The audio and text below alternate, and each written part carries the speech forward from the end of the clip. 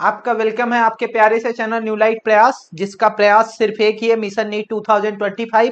अब पढ़ने का अधिकार सबको, डॉक्टर बनने का अधिकार भी सबको। इसी स्लोगन के तहत ठीक है, हमारे रिस्पेक्टेड ऑनरेबल सिंह सर के पूरे गाइडेंस में, विजन में आपको जल्द से जल्द डॉक्टर बनाया जा सके, इसके लिए ढेर सारी क्लासेस चलाई जाती हैं online.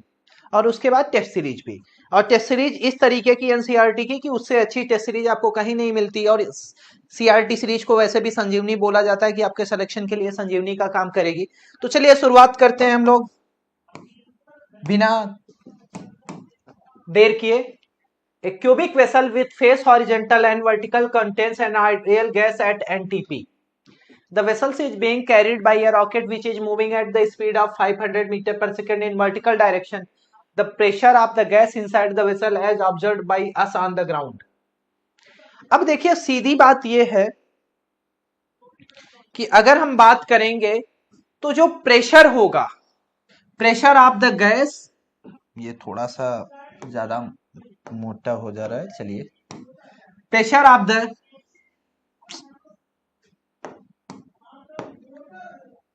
Of the gas inside the vessel as observe by the ground, ये क्या रहेगा, हमें ये पता है कि ये सेम रहेगा। ये क्या रहेगा, सेम रहेगा। ये हमें बहुत अच्छी तरीके से पता है कि ये सेम रहने वाला है। तो यानी अब देखिए उसका भी रीजन है कि क्योंकि मोशन जो वेसल का होगा एज होल, वो ठीक है रिलेटिव मोशन से अफेक्ट नहीं हो रहा है। जो प्रेशर है गैस का इनसाइड वो क्या रहेगा, सेम रहेगा, क्योंकि जो मोशन है वेसल का एज ए होल वो अफेक्ट नहीं होगा किससे, रिलेटिव मोशन ऑफ गैस से। और ध्यान दीजिए ये क्वेश्चन जो है वो आपके एग्जाम्पलर का क्वेश्चन है, ठीक है। तो ये सेम रहेगा। और रीजन क्या है कि यहाँ पे अगर हम रिलेटिवली देखेंगे तो उसका कोई मोशन हो ही नहीं रहा है, रिलेटिव मोशन कंटेनर का नहीं हो रहा है। अब जैसे देखो रेस्ट का मतलब यहाँ पे हम ऐसा लेके चलेंगे कि अगर कंटेनर मूव कर रहा है साथ में पार्टिकल मूव कर रहा है, तब तो रिलेटिवली वो किस पे है, रेस्ट पे है। आगे बढ़ते हैं हम लोग। At what temperature is the RMS velocity of hydrogen molecules equal to that of oxygen molecule at 47 degree Celsius. तो देखिए पहली चीज 47 डिग्री सेल्सियस को हम बदलेंगे केल्विन में, यानी 273 प्लस 47। अब इसको जोड़ देंगे तो ये हो जाएगा 780 320 केल्विन। अब पूछ रहा है किस टेम्परेचर पे आरएमएस वेलोसिटी जो होगी। अब देखिए आरएमएस की वेलोसिटी की वी आरएमएस हमें पता है कि हम लोग लिखना चाहेंगे तो वी आरएमएस अगर लिखना हुआ तो डायरेक्ट हम लोग लिख सकते हैं 3RT by M, 3RT by M. और ये कह रहा है कि दोनों से इक्वल हो। अब देखिए आर क्या है, कांस्टेंट है, तो यहां पे हम लिखना भी चाहेंगे तो दोनों को सेम लिखना हुआ तो टी और एम को लिख सकते हैं। या देखिए अगर हम सिस्टमेटिक भी लिखना चाहेंगे तो V R M S equal to 3RT by M. अच्छा टेम्परेचर हम शुरुआत में किसका ले लेते हैं, ऑक्सीजन का जो बात हुई है, तो मास भी ऑक्सीजन का ये बराबर किसके होगा, 3RT hydrogen upon mass of hydrogen, यहां से आ जाएगा ये T naught upon M naught that equal to TH upon RH। ऐसा कुछ हम लोगों को देखने के लिए मिलेगा मेरे प्यारे बच्चों। अब देखो T नॉट की वैल्यू अगर हम लिखना चाहेंगे यहां से तो T नॉट हमारा कितना है, 273 केल्विन है, ऐसा कुछ है। प्लस 47, 273 प्लस 47 केल्विन था, 273 प्लस 47 केल्विन, यही कुछ दे रखा है आपको, सिंपल सी चीज। और ये यार कितना हम लोगों ने निकाला था, 320 केल्विन आया था। मास अगर हम दो चीजों का देखना है, एक ऑक्सीजन का दूसरा हाइड्रोजन, देखिए मास अगर हम ऑक्सीजन का देखेंगे तो ये 32 हो जाएगा, और मास अगर हाइड्रोजन का देखेंगे तो कितना हो जाएगा 2। अब सिंपल सा कैलकुलेशन है, कुछ अलग नहीं करना है, हमें पता है T naught upon M naught that equal to TH upon RH। अब ये हम लिख सकते हैं 320 upon 32 that equal to TH hydrogen का ये पता करना है अपान MH। MH अगर हम लिखेंगे तो मास ऑफ हाइड्रोजन 2 हो जाएगा, ये क्या होगा, कैंसल आउट होगा, 10 आएगा। तो यहां से टेम्परेचर ऑफ हाइड्रोजन जो होगा वो आ जाएगा 2 इंटू 10 यानी 20 डिग्री सेल्सियस। अच्छा, हम लोग चाहते तो डायरेक्ट शुरुआत इसी से कर सकते थे मेरे प्यारे बच्चों, ये मैंने इसलिए दिखाया ताकि आपको दिक्कत ना हो समझने में। तो ये 20 केल्विन, क्योंकि आंसर हमारा केल्विन में आएगा। देख लेते हैं, अगर ये जरूरी होगा तो डिग्री सेल्सियस में बदला जाएगा। वैसे 20 केल्विन आ गया है, आगे बढ़ते हैं। For a gas of molecular specific heat and constant pressure and volume is gamma, then the degree of freedom. Degree of freedom का हम जानते हैं गामा इक्वल टू कितना होता है, 1 + 2/f। तो यहां से हम लोग लिख सकते हैं गामा -1 = 2/f। तो यहां से हम चाहेंगे f को लिखना, तो f = आ जाएगा 2/गामा-1। डिग्री ऑफ फ्रीडम की बात हो रही थी, तो इस तरीके से तीसरे का ऑप्शन हो गया हमारा दूसरा। कोई ऑब्जेक्शन नहीं होनी चाहिए, बहुत सिंपल सा क्वेश्चन है, सिंपल सा रिलेशन है मेरे प्यारे बच्चों। आगे बढ़ते हैं हम लोग। 2 moles of an mono atomic gas. अब थोड़ा सा ध्यान देना, ये थोड़ा सा ध्यान देने वाली चीज है कि इसमें वैल्यू दे रखी है, इसमें न्यू1 आपको दे रखा है कितना, 2। मोनो एटॉमिक गैस है, ध्यान दीजिएगा। टेम्परेचर T0 है, मिक्स किया जा रहा है। न्यू2 आपको कितना दे रखा है, 4। आप अनादर मोनो एटॉमिक गैस, दोनों ही मोनो एटॉमिक गैस है, एक का 2T0 है, दूसरे का T0 है। फाइनल टेम्परेचर पूछ रहा है, तो टेम्परेचर जो होगा मिक्सचर का,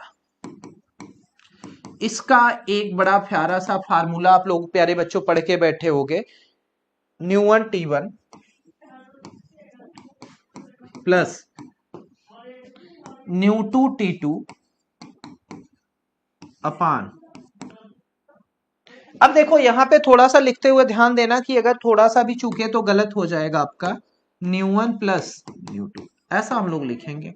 अब लिखते हैं, पहली वैल्यू 2 है, T0 प्लस, अगला लिखना चाहेंगे तो 4T0 अपॉन कितना, 2 + 4, ऐसा लिखेंगे। अब यहां से अगर हम लोग लिखना चाहेंगे तो ये हो जाएगा 2 +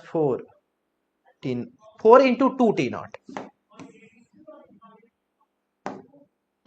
4 इंटू 2T0, ऐसा लिखेंगे तो 10 बाई कितना हो जाएगा, 6। तो यहां से हम लोग लिख सकते हैं 10T0/6, ये हो जाएगा 5T0/3। तो आंसर आ गया 5/3T0। तो चौथे का आंसर हो गया पहला। फिर आगे बढ़ते हैं मेरे प्यारे बच्चों। वॉल्यूम दे रखा है हमें 1500 मीटर क्यूब, एक डेटा दे रखा है। अच्छा, प्रेशर भी आपको टेम्परेचर दे रखा है, तो टेम्परेचर थोड़ा सा सोच के चलिएगा। टेम्परेचर जो एक्चुअली जो दिया है यहाँ पे T1, ये आपको दिया है 27 डिग्री सेल्सियस, यानी 273 + 27 केल्विन, ये बराबर आ जाएगा आपका 300 केल्विन। कितना आ जाएगा, 300 केल्विन। और 4 एटमॉस्फेरिक प्रेशर है, यानी P1 कितना दे रखा है, 4। आगे बढ़िए, वॉल्यूम हीलियम की -3 डिग्री सेल्सियस पे है। -3 का मतलब अगर हम लिखना चाहेंगे तो यहाँ पे T2 हमारा आ जाएगा -3 डिग्री सेल्सियस, यानी -3 + 273 यानी 270 केल्विन। अब वो आपसे एटमॉस्फेरिक प्रेशर 2 दे रखा है, अब आपसे पूछा जा रहा है, तो देखिए P1 आपको दे रखा है, यहाँ पे P1 आपको कितना दे रखा है, 4 atm, और P2 आपको दे रखा है 2 atm। अब बहुत प्यारा क्वेश्चन बन चुका है डायरेक्ट। अब हम लोग लिख सकते हैं यहां से, देखिए अब यहाँ पे हमें थोड़ा सा ध्यान देने की जरूरत है कि आइडियल गैस इक्वेशन हम लोग यूज करेंगे, तो P1 V1 upon T1 that equal to P2 V2 upon T2। यहां से अगर मुझे ये पूछ रहा है वॉल्यूम V2, तो V2 इक्वल टू मुझे लिखना हुआ तो मैं लिख सकता हूं P1 V1 upon T1 into, ये इधर की तरफ जाएगा T2 अपान P2। अब सिंपल सा कैलकुलेशन बच रहा है, वो कैलकुलेशन भी हम लोग कर लेते हैं, तो कैलकुलेशन में ज्यादा अब दिक्कत नहीं होगी। अब हमें पता है P1 V1 यूज करना है। P1 कितना है 4, V1 कितना है 1500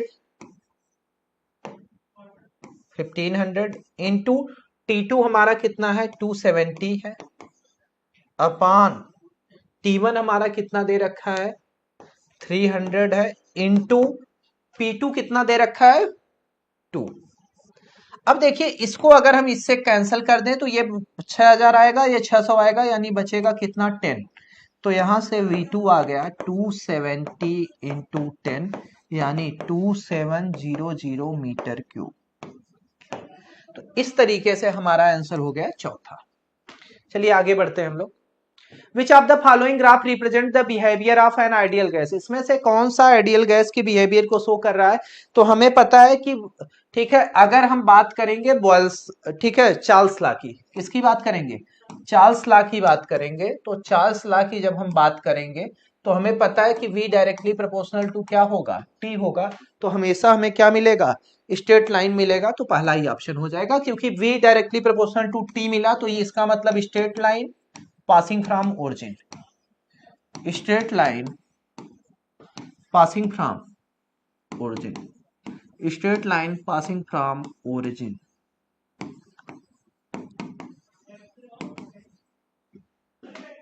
आगे बढ़ते हैं।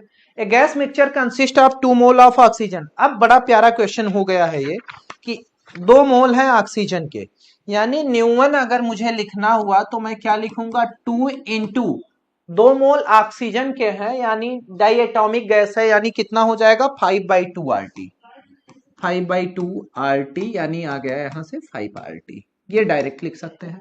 उसके बाद 4 मोल है आर्गन का, तो 4 मोल आर्गन का है तो न्यू2 इक्वल टू 4 इंटू, अब डाई एटॉमिक मोनो एटॉमिक है तो 3/2 RT, यहां से ये कटेगा 2 आ जाएगा, तो ये आ जाएगा 6 RT, ऐसा आ जाएगा।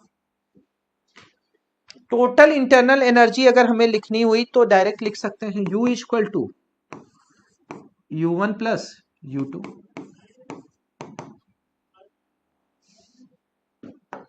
इसको थोड़ा सा रिप्रेजेंट कर देते हैं अच्छे से, नहीं तो तुम लोग कंफ्यूज कर जाओगे।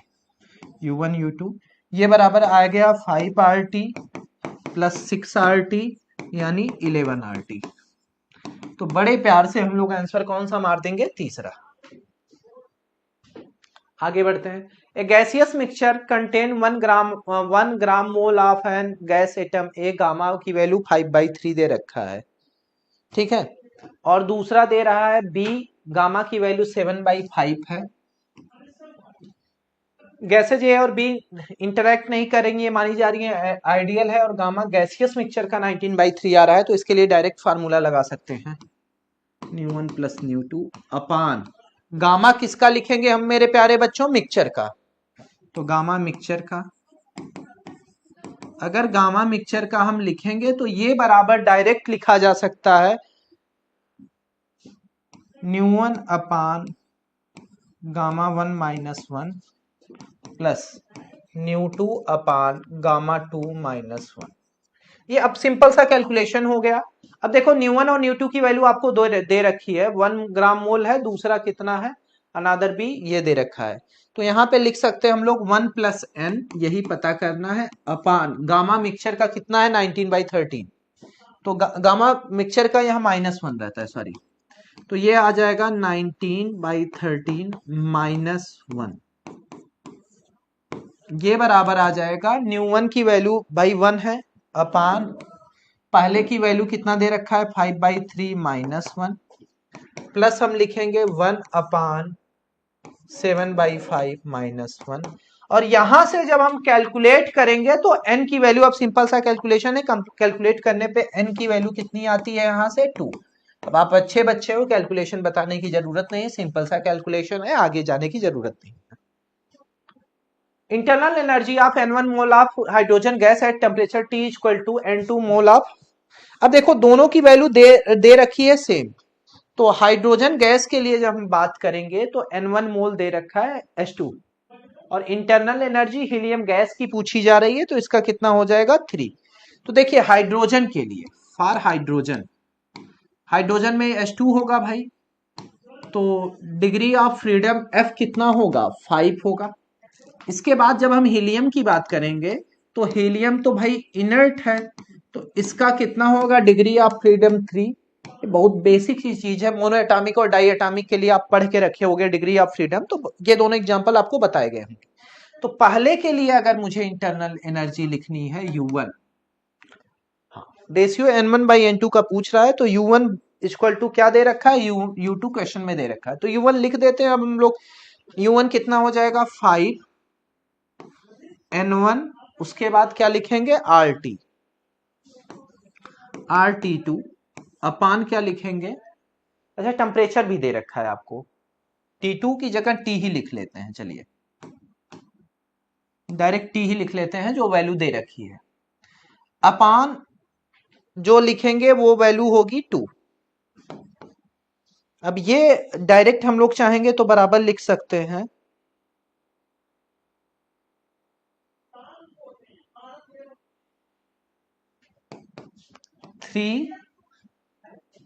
3N1 R, इसके बाद 3T/2, या इसे लिख सकते हैं N2 है ये, N2। तो यहां से अगर हम लिखना चाहेंगे तो ये आ जाएगा 5N1 RT/2 that is equal to 9N2 RT/2। 2 से 2 कैंसिल हो जाएगा, R से R कैंसिल हो जाएगा, T से T कैंसिल हो जाएगा, तो हमसे रेशियो किसका पूछा है, N1/N2 का। तो N1/N2 अगर लिखना होगा तो यहां से आ जाएगा 9/5। तो इस तरीके से ऑप्शन तीसरा हो गया। आगे बढ़ते हैं हम लोग।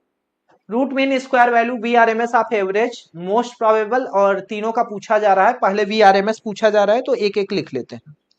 VRMS पूछा जा रहा है, फिर रेशियो किसका पूछा जा रहा है, वेलोसिटी एवरेज का, फिर पूछा जा रहा है मोस्ट प्रोबेबल का। तो इसका रेशियो हमें अगर डायरेक्ट फार्मूला रख दें तो ज्यादा बेटर होगा निकालना, तो इसे लिख सकते हैं रूट में 3p/ρ। अब रेशियो में अगला जब हम लिखते हैं तो हमें पता है कि 8/पाई आता है, 8/पाई p/ρ, और फिर अगला जब हम लिखते हैं तो ये वैल्यू आती है रूट में 2p/ρ।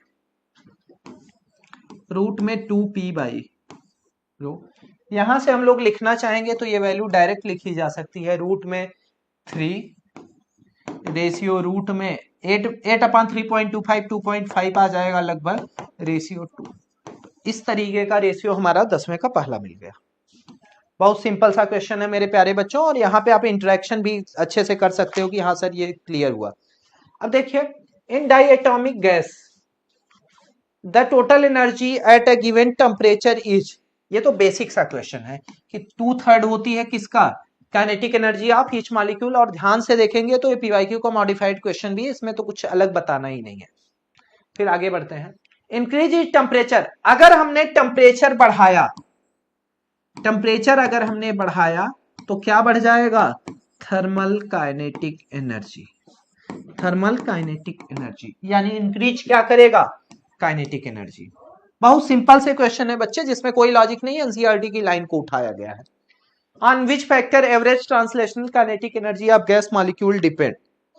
तो देखिए, अगर हम बात करेंगे average kinetic, average translational kinetic energy जो होती है ये डायरेक्टली प्रोपोर्शनल किसके होती है, एब्सोल्यूट टेम्परेचर के, यानी सीधा रोल किसका, टेम्परेचर का, किसी और चीज पे वो डिपेंड ही नहीं करती। 13 का क्या हो गया, 2। What is the average velocity of molecule of gas. देखिए, अगर हम बात करेंगे भाई, तो देखो वो एवरेज वेलोसिटी पूछ रहा है, एवरेज वेलोसिटी हमेशा 0 होती है, क्योंकि कहीं जा ही नहीं रहा है, नेट डिस्प्लेसमेंट 0 है, तो इसका मतलब क्या होगा, 0 होगा, क्योंकि हमें पता है कि वो मूव भले करे लेकिन वो वापस वहीं रहता है। वेक्टर सम क्या मिलता है, वेलोसिटी का 0 मिलता है, नेट सम क्या मिलता है, 0। Assuming ideal gas properties, which of the following occupy volume at 273 and 1 kTm of। अब देखो 273 केल्विन यानी 0 डिग्री सेल्सियस, और ये एटमॉस्फेरिक प्रेशर है।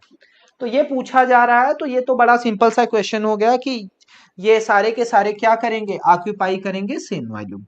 चलिए आगे बढ़ते हैं। All of the following are properties of ideal gas except, ये बहुत प्यारा क्वेश्चन है। Gas molecule do not interact with each other except during collision. जी हाँ, सबसे खास बात यही होती है कि गैस मॉलिक्यूल जो होते हैं वो कभी भी एक दूसरे के साथ इंटरैक्ट नहीं करते, क्योंकि उनके बीच में फोर्स ऑफ इंटरैक्शन क्या होता है, 0 होता है। लेकिन सिर्फ इंटरैक्शन इनका कोलिजन के दौरान होता है, यानी ये सही है, इनडायरेक्ट। फिर आगे पूछा जा रहा है, collision between gas molecule are completely elastic. जी हाँ, कंप्लीटली इलास्टिक होता है, इसी वजह से क्या होता है, एनर्जी, काइनेटिक एनर्जी क्या रहती है, कंजर्व रहती है। Volume occupied by molecules is negligible as compare to volume. जी हाँ, जो मॉलिक्यूल, अब जैसे कमरे में आपके गैस है, तो गैस का जो वॉल्यूम है वो कमरे की कंपेरिजन में कुछ नहीं है, ठीक है, तो ये भी सही है। लेकिन small amount of energy are lost during collision. जी नहीं, कोई एनर्जी का लॉस नहीं होता, नो एनर्जी इज लॉस्ट, किसी भी एनर्जी का लॉस नहीं होता, क्योंकि इसका जो कोलिजन होता है वो हमेशा इलास्टिक कोलिजन होता है, और लॉस जो होगा वो इन इलास्टिक कोलिजन में होगा। तो इसका मतलब हमारा चौथा ऑप्शन सही हो गया। चलिए आगे बढ़ते हैं। Why does the pressure of an ideal gas increases when it is heated at constant volume? तो अब देखिए, अगर हम क्या कर रहे हैं, टेम्परेचर बढ़ाएंगे, एज टेम्परेचर इंक्रीजेज, अगर हमने टेम्परेचर बढ़ाया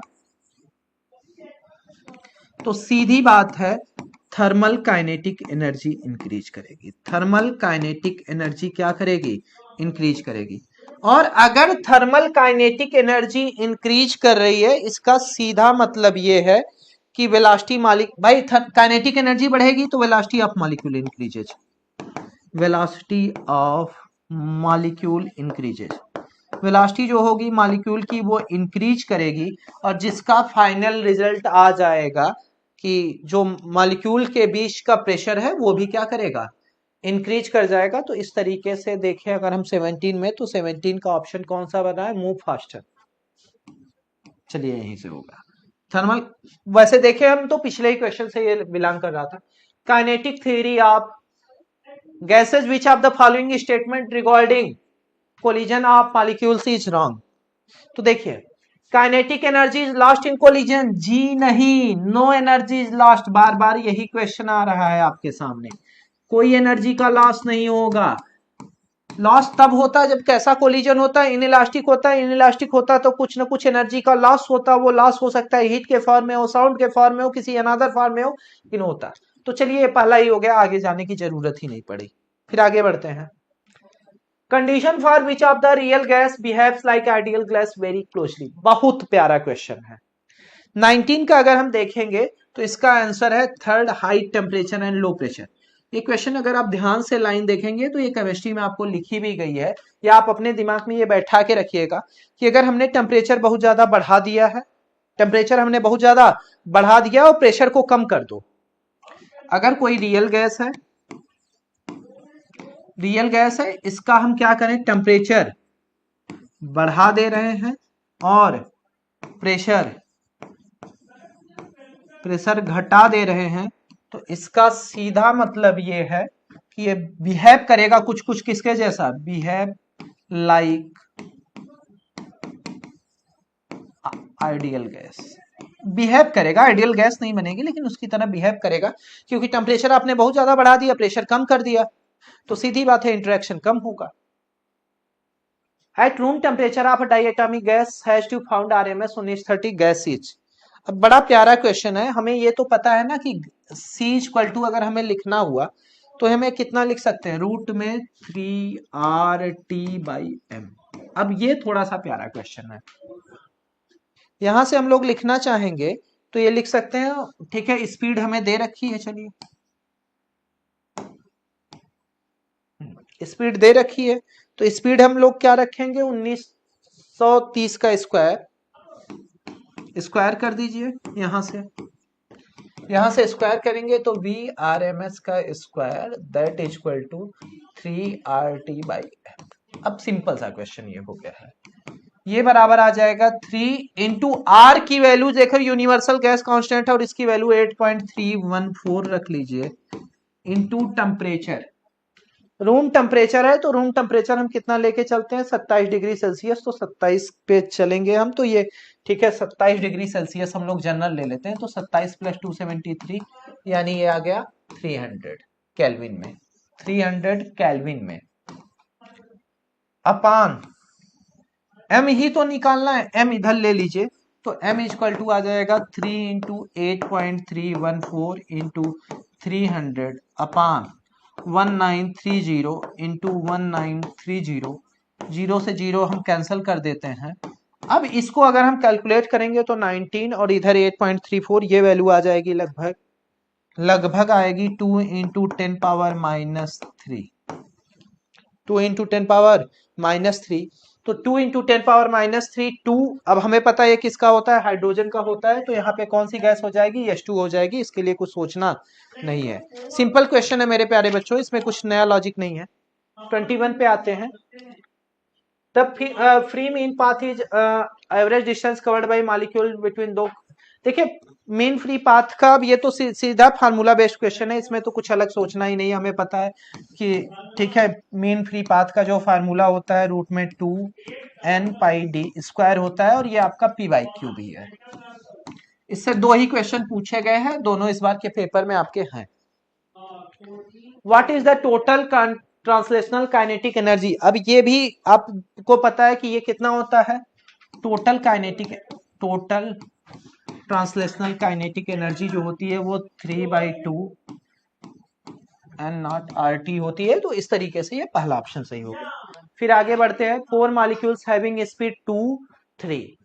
अब ले लीजिए V1 2 है, V2 आपका 3 है, V3 आपका 4 है, V4 आपका 5 है, और ये आपसे VRMS पूछ रहा है, तो VRMS तो अब आसानी से निकाला जा सकता है। VRMS अगर अब निकालना है तो रूट में ले लीजिए, पूरी वैल्यू को रूट में ले लेंगे, तो ये हो जाएगा आपका VRMS जब लिखेंगे तो ये हो जाएगा 2² plus 3² plus 4² plus 5² by total number कितना है 4। तो यहां से बेसिक फार्मूला यूज होगा, ये हो जाएगा आपका 4 + 9 + 16 + 25 बाई 4, यहां से आ गया रूट में 54/4। तो यहां से आंसर हो जाएगा हमारा पहला ही 23 का। आगे बढ़ते हैं। On which of the following factor kinetic energy of gas molecule. वो तो हमें पता है कि एवरेज काइनेटिक एनर्जी जब भी डिपेंड करेगी वो सिर्फ किस पे डिपेंड करती है, एब्सोल्यूट टेम्परेचर पे, तो ये दूसरा हो गया। फिर आगे बढ़ते हैं हम लोग। देखिए अब क्वेश्चन है, the ratio of speed of sound in gas of nitrogen gas to that in helium gas at 300 kelvin is.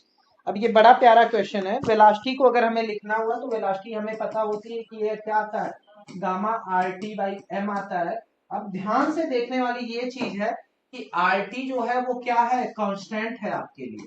तो यहां से अगर मैं लिखना भी चाहूंगा तो वेलोसिटी जो है वो डायरेक्टली प्रोपोर्शनल आ जा रही है रूट में गामा/m के। ऐसा कुछ हम लोग लिख सकते हैं।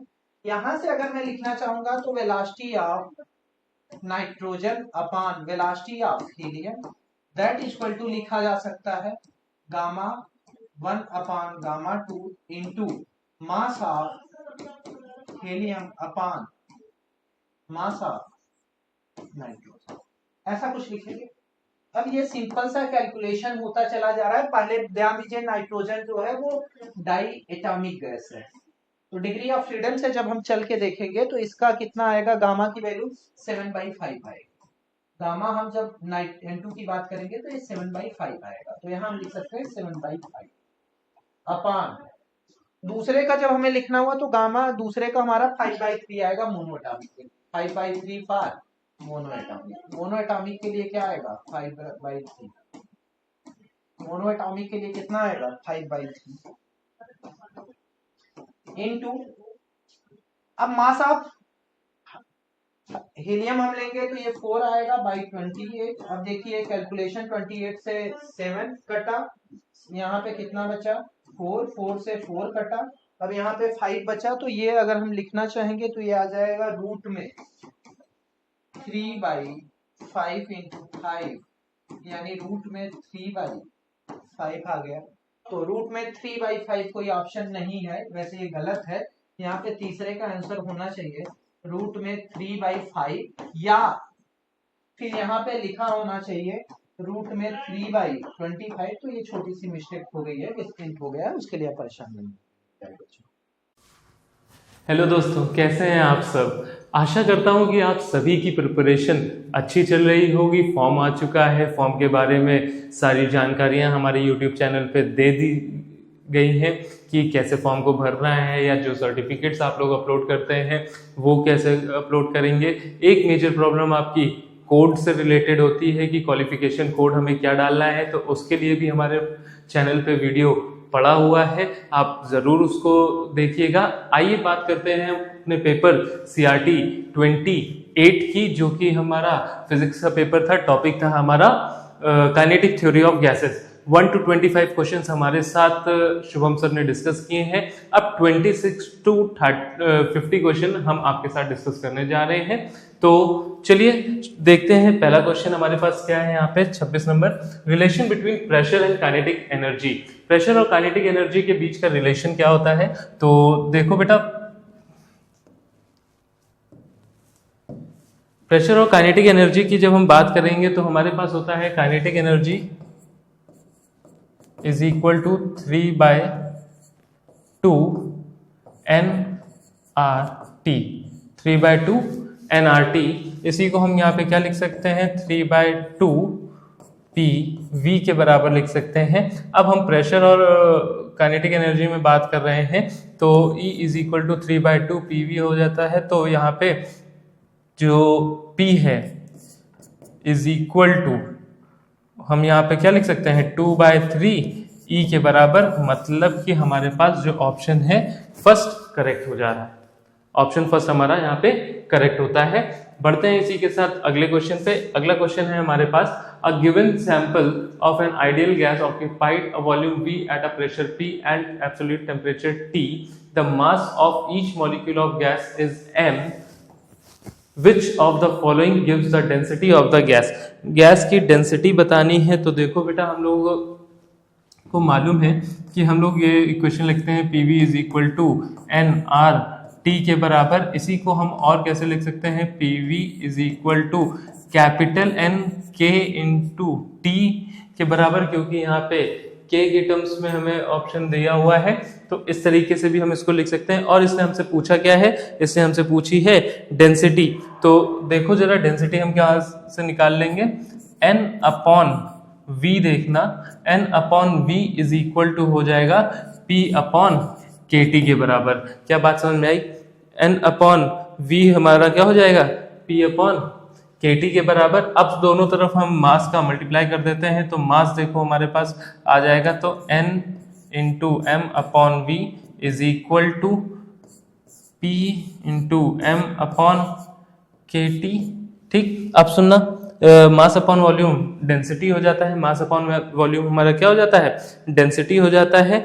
तो यहाँ से हम डिकोड कर लेंगे क्या, डेंसिटी जो आएगी हमारी वो आएगी क्या, PM अपॉन KT के बराबर। Density is equal to PM upon KT।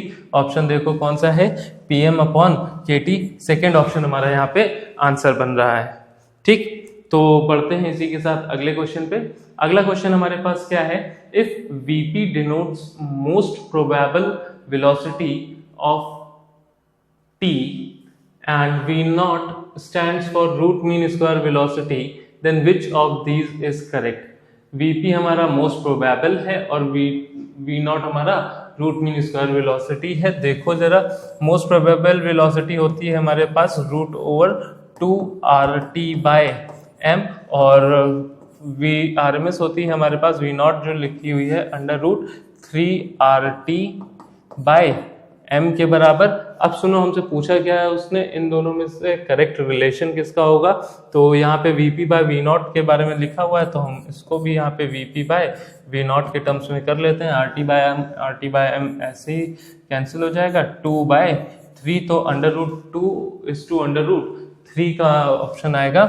Option first हमारा यहाँ पे करेक्ट हो जाएगा। ठीक, बहुत ही इजी सा क्वेश्चन। रेशियो के क्वेश्चन वैसे भी हमारे यहाँ बहुत ज़्यादा पूछे जाते हैं। ठीक, कई बार ये रेशियो से रिलेटेड क्वेश्चन आ जाते हैं। बढ़ते हैं अगले क्वेश्चन पे। अगला क्वेश्चन है हमारे पास, the degree of freedom in of a triatomic gas. Triatomic gas के लिए डिग्री ऑफ फ्रीडम उसने हमसे पूछा है। तो सुनो, ट्राई एटॉमिक गैस में होती है 9 डिग्री ऑफ फ्रीडम्स। 3 रोटेशनल होती हैं, 3 ट्रांसलेशनल होती हैं और 3 वाइब्रेशनल होती हैं। मगर जो वाइब्रेशनल वाली होती हैं वो रूम टेम्परेचर पे अवेलेबल नहीं होती हैं यूजुअली। इस वजह से हम यहाँ पे केवल और केवल 6 डिग्री ऑफ फ्रीडम की बात कर रहे होते हैं। 3 रोटेशनल की होती हैं और 3 ट्रांसलेशनल की होती हैं। ठीक, तो यहाँ पे टोटल कितनी हो जाएंगी? 6 हो जाएंगी। ऑप्शन थर्ड हमारा आंसर हो जाएगा। बढ़ते हैं अगले क्वेश्चन पे। अगला क्वेश्चन है हमारे पास, how many diagrams showing relationship between pressure, volume and temperature below is और oblique are incorrect for ideal gas. देखो भाई, इनकरेक्ट पूछा है और आइडियल गैस के लिए पूछा है। तो देखो, P और V अपॉन T के बीच में ग्राफ है, P और T बाय V के बीच में ग्राफ है, V और T बाय P के बीच में ग्राफ है, T और PV के बीच में ग्राफ है। अब सुनना, हमारे पास इक्वेशन होती है PV is equal to nRT। ठीक, अब सुनो, इसमें V बाय T का ग्राफ दिया हुआ है, P is equal to nRT by V। देखो, T बाय V का तो आ रहा है P से रिलेशन में, P directly proportional to T by V है। तो T बाय V वाला, ये सेकेंड वाला तो ग्राफ हमारा सही हो जाएगा। ठीक, इसी तरीके से अगर हम यहाँ पे T, इसी इक्वेशन में V को यहीं रखते हैं और nRT बाय P करते हैं, तो T बाय P के बीच में, मतलब V directly proportional to T by P वाला ग्राफ भी आ रहा है, मतलब C वाला ग्राफ भी हमारा सही हो रहा है। फिर हम बढ़ते हैं, PV is directly proportional to T, तो हमें यहाँ पे दिख ही रहा है। तो फोर्थ वाला ग्राफ भी हमारा T और PV ये भी सही है। ठीक, तो ये भी सही आ रहा है। तो केवल एक ग्राफ है V बाय T वाला, ये ग्राफ हमारा इनकरेक्ट है, तो ये हमारा गलत हो जाएगा। चूज वन, तो only 2 are incorrect, only 1 is correct incorrect, तो ओनली 1 हम लगाएंगे कि केवल एक डायग्राम हमारा, एक ग्राफ ऐसा है जो हमारा गलत है यहाँ पे। बाकी सारे हमने सही, बाकी तीनों ग्राफ हमारे सही दिए हुए हैं। बढ़ते हैं अगले क्वेश्चन की तरफ। अगला क्वेश्चन है हमारे पास, for Charles law. Charles law में हमारा प्रेशर जो होता है वो कांस्टेंट रहता है, प्रेशर कांस्टेंट रहता है, तो V directly proportional to T हो जाएगा। या हम यहाँ पे लिख सकते हैं T by V is equal to constant, या V by T is equal to constant बोल सकते हैं हम लोग। ठीक, तो ऑप्शन सेकंड हमारा यहाँ पे आंसर हो जाएगा। बढ़ते हैं इसी के साथ अगले क्वेश्चन पे। अगला क्वेश्चन है, the equation of state for 5 gram of oxygen at a pressure P and temperature T when occupying a volume V will be. अच्छा भाई, 5 ग्राम ऑक्सीजन है, small m is equal to 5 gram है, capital M mass, molecular mass होता है oxygen का 32 ग्राम पर मोल, और तो यहाँ से नंबर ऑफ मोल्स हमारे आ जाएंगे 5/32। इक्वेशन होती है हमारे पास PV is equal to nRT। तो हम यहाँ से क्या लिख सकते हैं, PV is equal to 5/32 RT। Option देखो कौन सा मिल रहा है, 5/32 RT। ऑप्शन फर्स्ट हमारा यहाँ पे आंसर हो रहा है। कितना इजी सा क्वेश्चन है। आओ पढ़ते हैं इसी के साथ अगले क्वेश्चन पे। अगला क्वेश्चन है हमारे पास, a bulb contains 1 mole of hydrogen mixed with 1 mole of oxygen at a temperature T। The ratio of RMS values of velocity of hydrogen molecule to that of oxygen molecules। VRMS होता है हमारे पास √3RT/m के बराबर। ठीक, अब इसने हमसे hydrogen और ऑक्सीजन का पूछा हुआ है। अब यहाँ पे देखो टेम्परेचर तो T है, तो ये वाला तो पूरा हमारा कांस्टेंट हो जाएगा। VRMS का जो हम यहाँ पे रिलेशन निकालेंगे वो आया है under root inverse relation under root m के बराबर। ठीक, चलो तो VRMS of hydrogen upon VRMS of oxygen is equal to हो जाएगा H2 का मोलिकुलर मास होता है हमारे पास 2 और इसका हमारे पास होता है 32, तो 1/16। और हमसे पूछा क्या है, ratio of RMS values of velocity of hydrogen molecules to oxygen molecules, hydrogen upon oxygen, मतलब 1/16 इज इक्वल टू 1:4 के बराबर। ऑप्शन हमारा फर्स्ट आंसर हो जाएगा। ऑप्शन फर्स्ट हमारा यहाँ पे आंसर हो जाएगा। कोई भी दिक्कत हो तो भाई आप लोग के लिए वो सॉरी रिलेशन तो यहाँ पे इनवर्स का है ना, तो ये हो जाएगा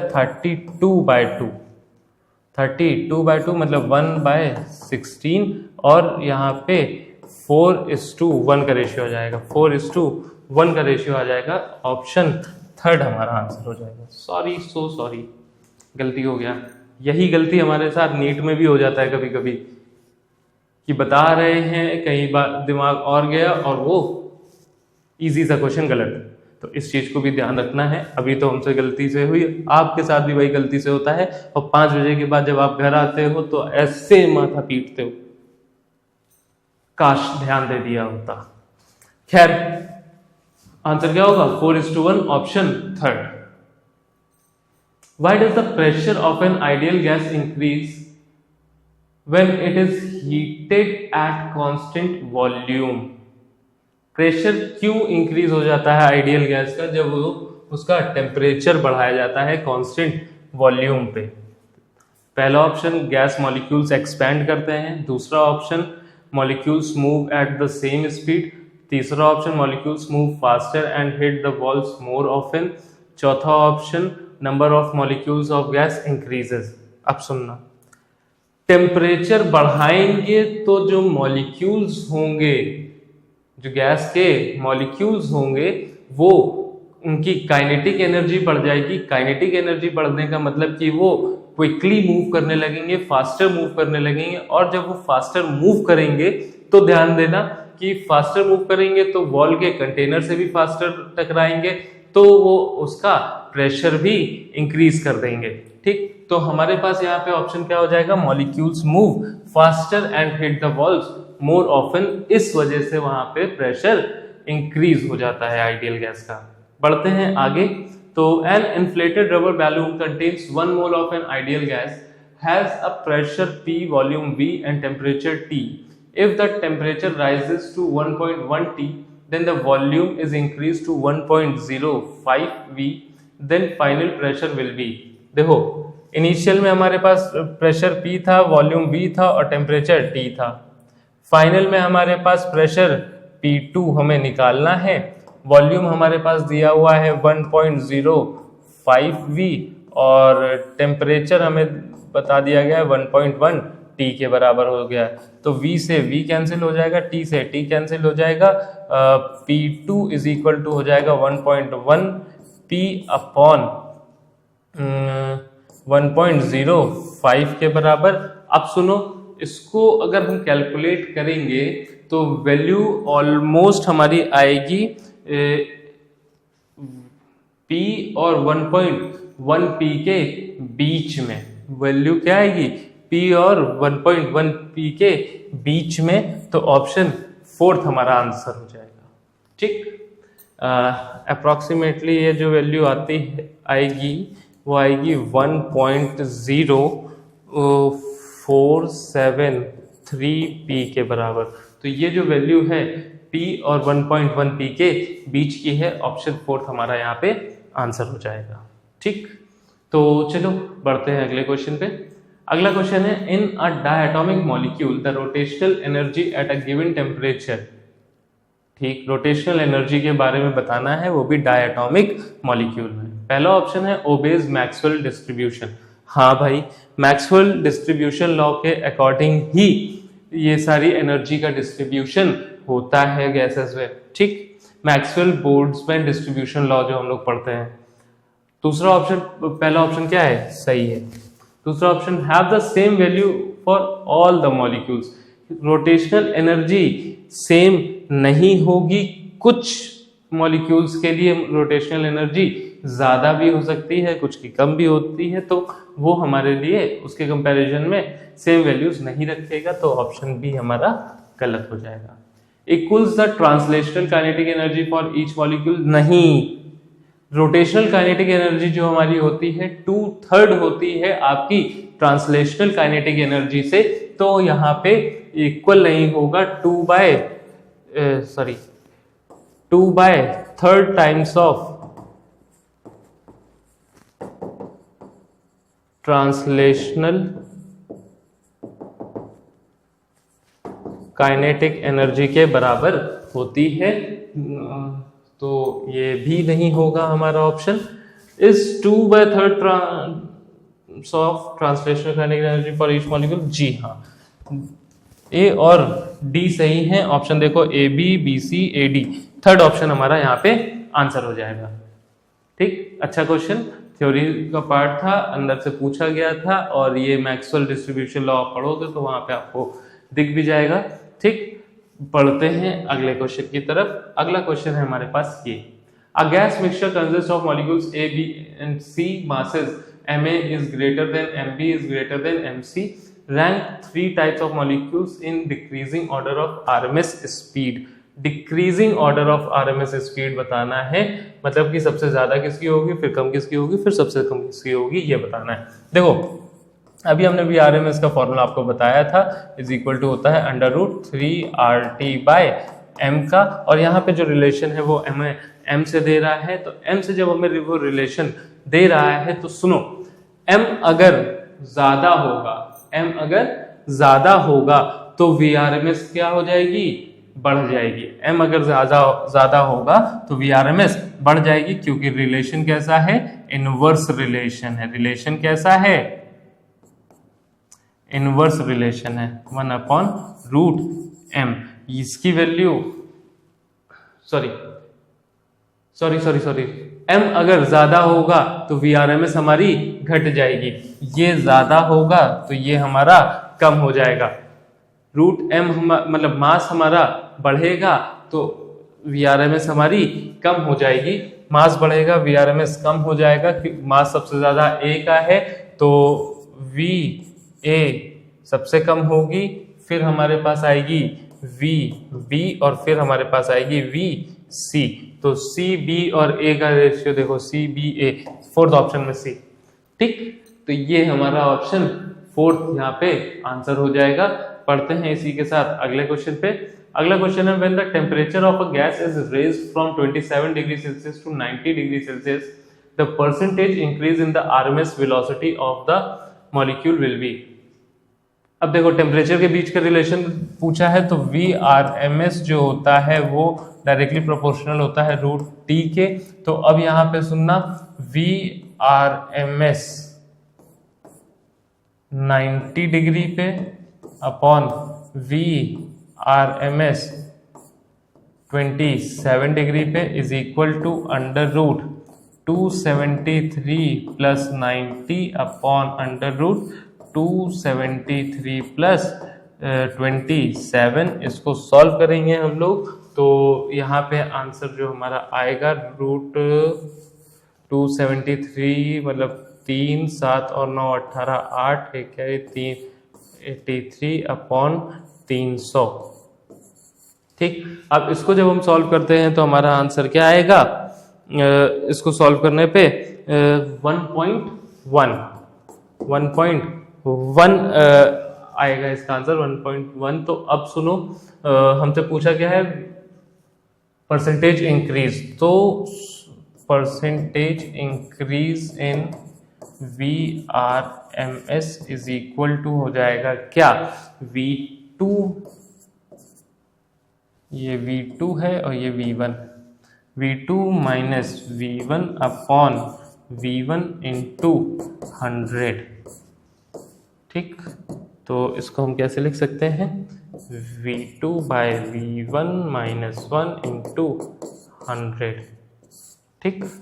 तो यहाँ पे क्या आ जाएगा, 0.1 इंटू 100 इज इक्वल टू 0.1 कहाँ से आया ये भी बता ही दे भैया। 1.1 था V2 by V1 minus 1 into 100, तो 1.1 minus 1 is equal to 0.1 into 100, तो ये आ जाएगा आपका 10%। ये आपका क्या आ जाएगा, 10%। तो पहला ऑप्शन हमारा आंसर हो जाएगा, ठीक। बढ़ते हैं इसी के साथ अगले सवाल पे। अगला सवाल है ratio of two specific heat Cp upon Cv is.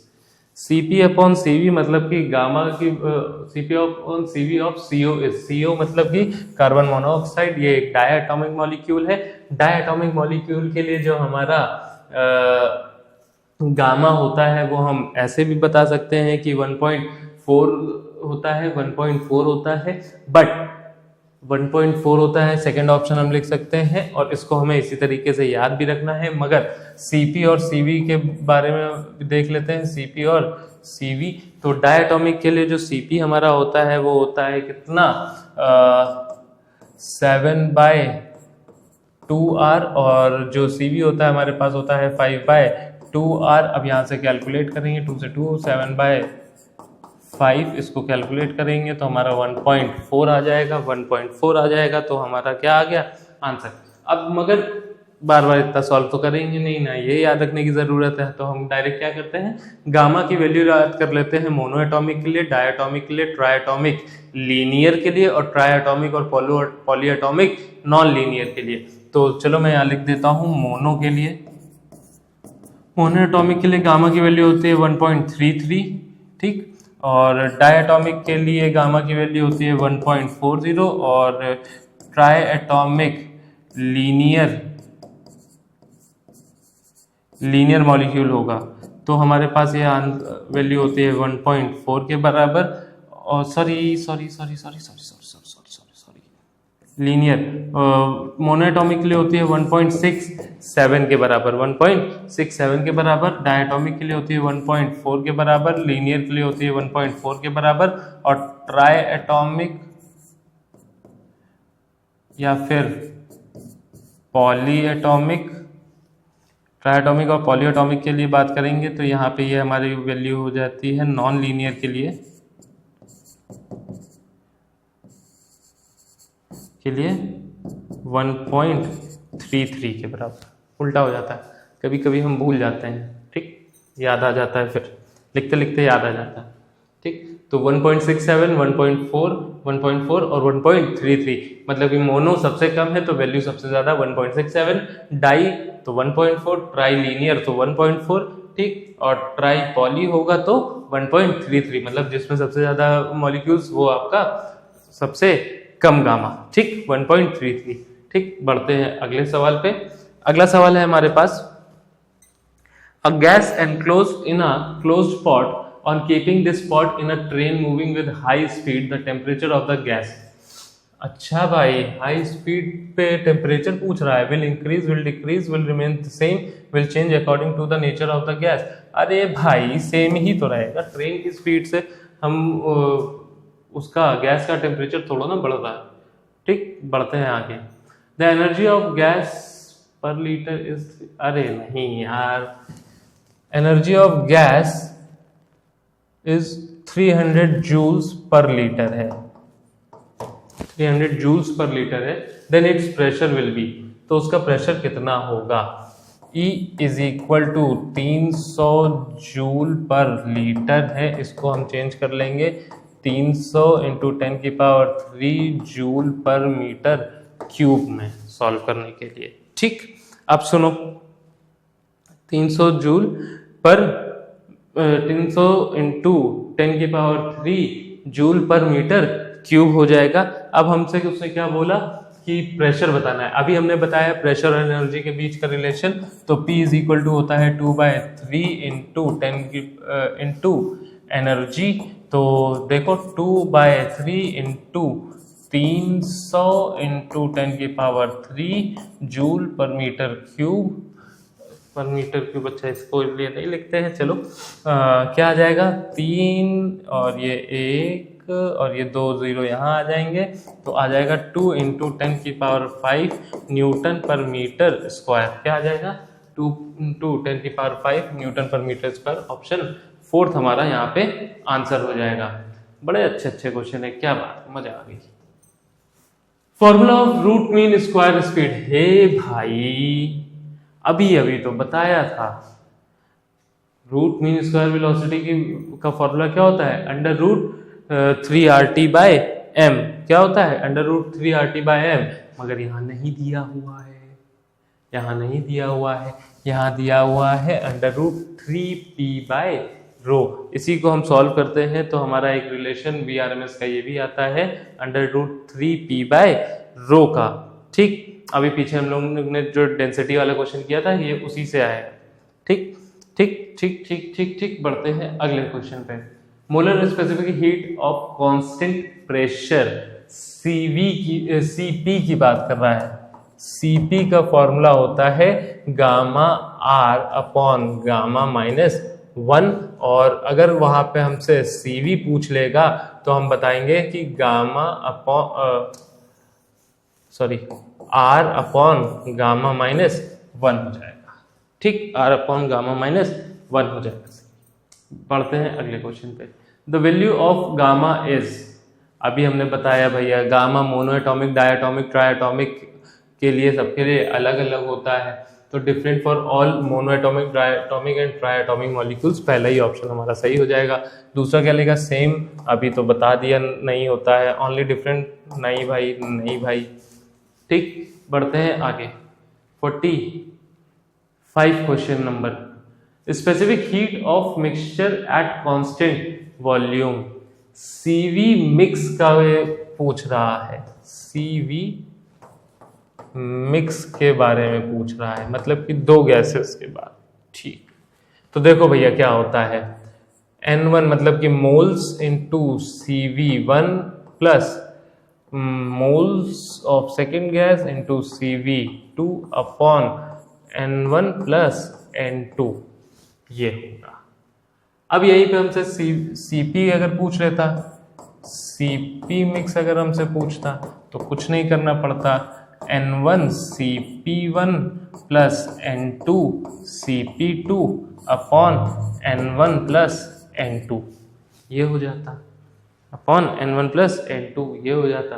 अब CP/CV उतनी देर से पढ़ ही रहे हैं, तो चलो भैया गामा होता है तो गामा मिक्स भी होता होगा। जी हाँ, होता है। गामा मिक्स का भी फॉर्मूला देख लो, गामा मिक्स में क्या हो जाएगा, CP/CV हो जाएगा, तो N1 CP1 plus N2 CP2 upon N1 CV1 plus N2 CV2, यह फॉर्मूला हो जाएगा। ठीक, ओके, बढ़ते हैं इसी के साथ अगले सवाल पे। ये रहा आपकी कंप्यूटर स्क्रीन पे डेढ़ाई।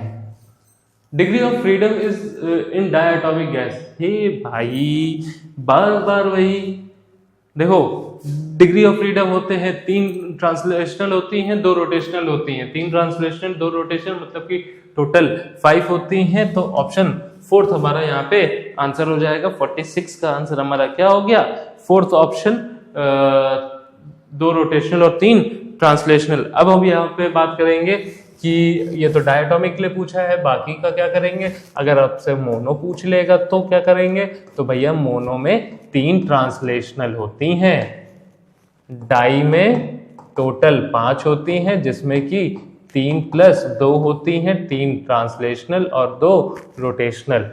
ठीक, ट्राई में अगर हमसे पूछेगा तो ट्राई में 2 होते हैं, एक लीनियर वाला होता है और एक नॉन लीनियर वाला होता है, पॉलीएटॉमिक वाला। तो वहां पे हमारे पास क्या आ जाता है, तो लीनियर में भी हमारे पास 5 होती हैं, 3 प्लस 2, 3 ट्रांसलेशनल और 2 रोटेशनल। और वहीं पे ट्राई प्लस या फिर एंड पॉली के बारे में अगर हमसे पूछता है तो नॉन लीनियर होगा तो हमारे पास 3+3 आ जाएगा, 3 ट्रांसलेशनल और 3 रोटेशनल हो जाएगा। कोई समस्या? जी नहीं, कोई समस्या नहीं। बढ़ते हैं अगले सवाल पे। ये रहा आपकी कंप्यूटर स्क्रीन पे reading. The absolute gas temperature at which the root mean square speed of helium molecules exceeds their most probable speed by 200 metre पर सेकेंड is। एब्सोल्यूट टेम्परेचर बताना है हमें, मतलब T कैलकुलेट करना है, और बोल रहा है कि root mean square speed of helium molecules exceed कर जाते हैं मोस्ट प्रोबेबल स्पीड से, वो भी 200 मीटर पर सेकेंड से। तो मतलब कि बोल रहा है VRMS जो है इज इक्वल टू है V most probable plus 200, most probable में 200, मतलब कि VRMS minus V most probable is equal to 200 के बराबर। VRMS हमारा होता है √3RT/m के बराबर, ये होता है हमारा √2RT/m के बराबर इज इक्वल टू है 200 के बराबर। अब सुनना जरा मेरी बात कि यहाँ पे RT/m हमारा कॉमन हो जाएगा, ब्रैकेट में √3 माइनस √2 हो जाएगा इज इक्वल टू 200 हो जाएगा। √3RT/m is equal to 200 upon √3 minus √2 हो जा रहा है। दोनों तरफ हम स्क्वायर कर लेते हैं तो हो जाएगा RT/m is equal to 40 upon 3 + 2 minus 2√6। ये कैसे आया? अरे a माइनस b का होल स्क्वायर क्या होता है? a² + b² minus 2ab।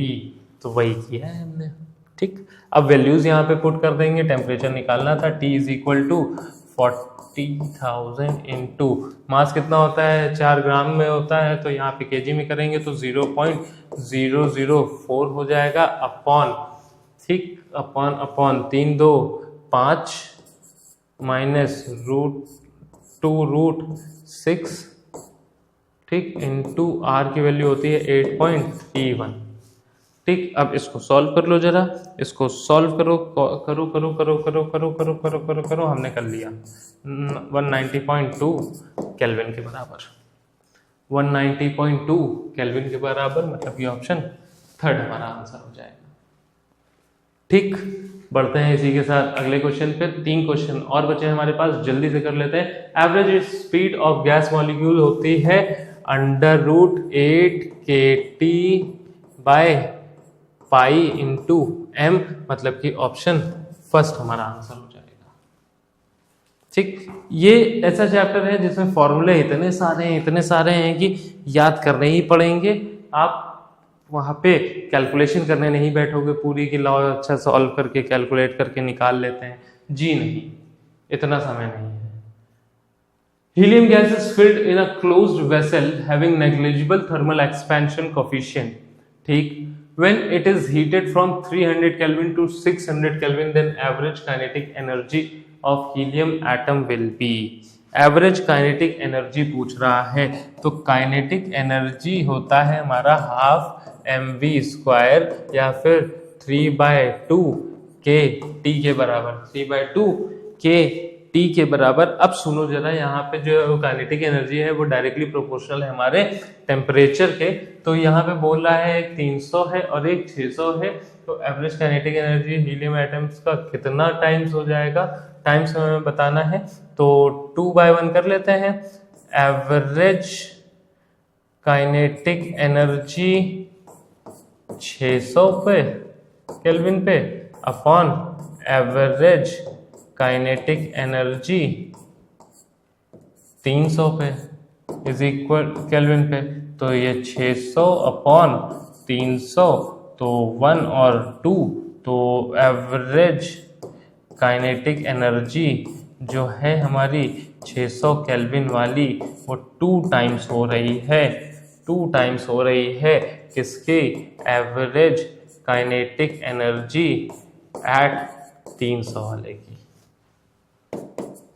ठीक, 2 टाइम्स हो रही है, तो ऑप्शन सेकंड हमारा यहाँ, ऑप्शन सेकंड हमारा आंसर हो जाएगा। 49वां क्वेश्चन था, आखिरी को सवाल, आज का आखिरी सवाल आपकी कंप्यूटर स्क्रीन पे ये रहा। The molecules of a given mass of a gas have RMS velocity of 200 meter per second at 27 degrees Celsius and 1.0 into 10 की power 5 Newton per meter square pressure. When the temperature and the pressure of the gas are respectively 127 degrees Celsius and 0.05 into 10 की power 5 Newton per meter square, the RMS velocity of its molecule in meter per second is. सुनो, एक बहुत प्यारा गाना है, पुराना है, पूरा नहीं आता, खैर छोड़ो। मॉलिक्यूल्स जो है हमारे पास 200 मीटर पर सेकेंड है 27 डिग्री सेल्सियस पे, और पूछा है हमसे कि 127 डिग्री सेल्सियस पे कितना हो जाएगा। VRMS हमारे पास होता है √3RT/m के बराबर। VRMS 127 degree Celsius upon VRMS 27 degree Celsius is equal to, देखो यहाँ पे √T2/T1, मतलब कि T2 हमें दे रखा है कितना, 273 plus 127 upon 273 plus 27 is equal to 400/300 is under root में 400, मतलब कि 2/√3 के बराबर हो जाएगा, 2/√3। और ये हमारे पास कितनी है, VRMS 127 degree Celsius up into 27 degree पे कितनी थी, 200 के बराबर, तो ये हमारा आंसर आ जाएगा 400/√3 मीटर पर सेकेंड, 400/√3 मीटर पर सेकेंड, ऑप्शन 4 हमारा आंसर हो जाएगा। तो ये थे हमारे आज के सवाल, टोटल 50 CRT 28 के, हर उस टॉपिक को कवर किया जा रहा है जो कि नीट में आता है, कुछ भी सिलेबस से बाहर नहीं आ रहा है, कंप्लीटली NCERT आ रही है। NTA का पूरा सिलेबस हमारा यहाँ फॉलो किया जा रहा है न्यूलाइट में। अब बची कुची कसर आप पूरी कर लो कि आपका जो भी सवाल गलत हुआ हो या अभी भी इन सॉल्यूशंस को देख के भी किसी क्वेश्चन में प्रॉब्लम हो तो कमेंट बॉक्स में जरूर मेंशन करें, आपकी समस्याओं का समाधान जरूर किया जाएगा। और फॉर्म आ गया है, फॉर्म को बहुत ही ध्यान से भरें, भले उसकी करेक्शन विंडो ओपन होती है लेकिन पहली बार में ध्यान से भर लो तो करेक्शन विंडो का इंतजार करना ही नहीं पड़ेगा। सारे वीडियोस, मतलब कि जितना भी हम लोग ने एक्सप्लेन किया है यूट्यूब पे कि फॉर्म को किस तरीके से भरना है, क्या क्या फोटोज लगेंगी, क्या क्या डॉक्यूमेंट्स लगेंगे, किस साइज में फोटोज लगेंगी, हर एक चीज का ध्यान रखो, हड़बड़ाना नहीं, बहुत आराम से करना। और तैयारी अच्छी चल रही है, इसी तरीके से प्रैक्टिस करते रहो आप लोग और जल्दी से सिलेक्शन हो जाएगा। तो वो कहते हैं ना कि क्या लाइन है कि फिर एक बार न्यूलाइट से सिलेक्शन बेशुमार, तो अच्छे से सिलेक्शन होगा, ढेर सारे सिलेक्शन होंगे न्यूलाइट से, और फिर हम लोग उसी तरीके से अपना एनुअल फंक्शन, अपना सबसे बड़ा त्योहार कार्डिया मनाएंगे। तो आज के लिए बस इतना ही, मिलते हैं अब अपने अगले वीडियो पे। जय हिंद।